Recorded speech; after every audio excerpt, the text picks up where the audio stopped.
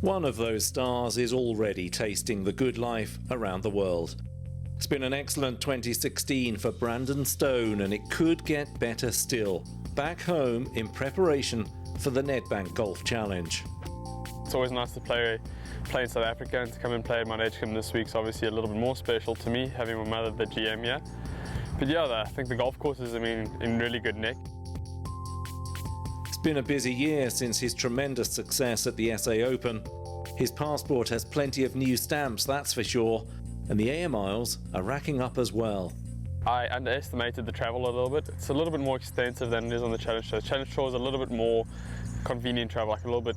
The countries tend to be a lot closer. I think this year we've gone from Spain to China back to Morocco, which is about a 12,500 kilometer journey a piece. So, but yeah, I think it's been an amazing experience playing the French Open and the Open PGA and all that kind of stuff during the course of the season has obviously been something really special to me. But now it's getting to that part of the year where you got to get in some good form and try and take the final series by the horns. He's not gone long. Well, he has, but by the shortest of distances. What a fabulous shot. The final series is a reward for playing well the whole season. So the big one for me, I feel, is Nedbank Golf Challenge. I've been going to it since I was 4 years old and watching the guys play at Gary Player Country Club, and I think this year to be a part of the event is obviously something very, very special to me. But then after Dubai, the season's not ending. It's straight down to Cape Town for the Cape Town Open and then to the Alfred Daniel Leopard Creek. So the season's not quite over yet, and there's a little bit of a stretch to finish the year off, but it's been a really special year so far. Cast your mind back to January at Glendower, a Sunday that changed his life. The SA Open opened so many doors to me. I mean, it gave me a winners category for the entire season. Otherwise, I wouldn't have got into events like Abu Dhabi, Qatar, Dubai. Got me into the French Open, all these big events. So it definitely paved the way for the season.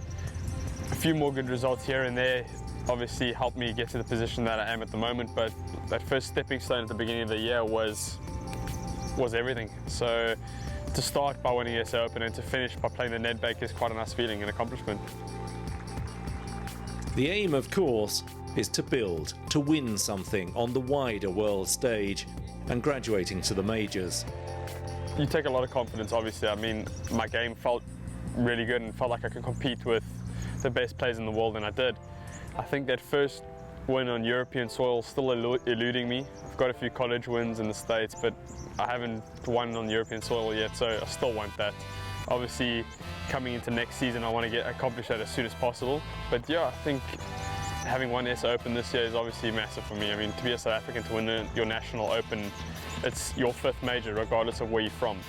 So to have accomplished that already is quite nice, but like I say, I have got goals for next season, competing in majors and trying to get a European-based win would be quite nice. He'll defend his title too, knowing that the SA Open ambassador Ernie is helping things onto a higher level, with Rory McIlroy committed to coming.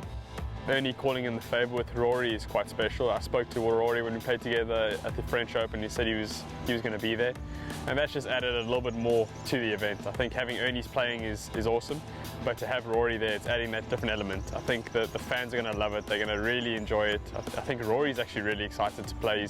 He asked me how Glendower was, and I said it's a really great golf course and it's really fun and the greens are good. So I think he's really, really excited to be there. So it's going to be a little bit different to what it has been the last few years, but different in a good way. It's going to get that big status that it needed, that it's been lacking for the last maybe 5-10 years. But it's going to be that premium event on the Sunshine Tour again, which I'm really looking forward to.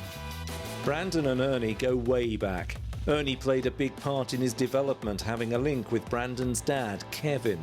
Ernie's always had a watchful eye over me. He obviously played junior and amateur golf with my father, so we have that different relationship. He's on more than one occasion he's invited me to stay with him in Florida and practice with him when he's got a little bit of time. I managed to have a few weeks of practice with him prior to him winning the Open in 2011, I think it was 2011, 2012, so that was obviously quite special.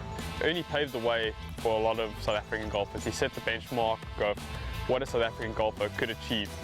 First it was Gary, now it's Ernie, and now we're looking for that someone else. I mean, Charles and Louis and Gracie are doing it really well, but they still, if you think about it, Charles, Louis and Gracie's career don't amass to Ernie's career. So obviously they still got a lot more time, but we need the boys to start competing a little bit more across the globe, and we're slowly starting to get there again, which is very exciting for South African golf. The ongoing and fruitful link between the Sunshine Tour and the European Tour will continue to play its part as well. The European Tour is giving a massive opportunity to South African players to make that leap into the European Tour and play on a global scale.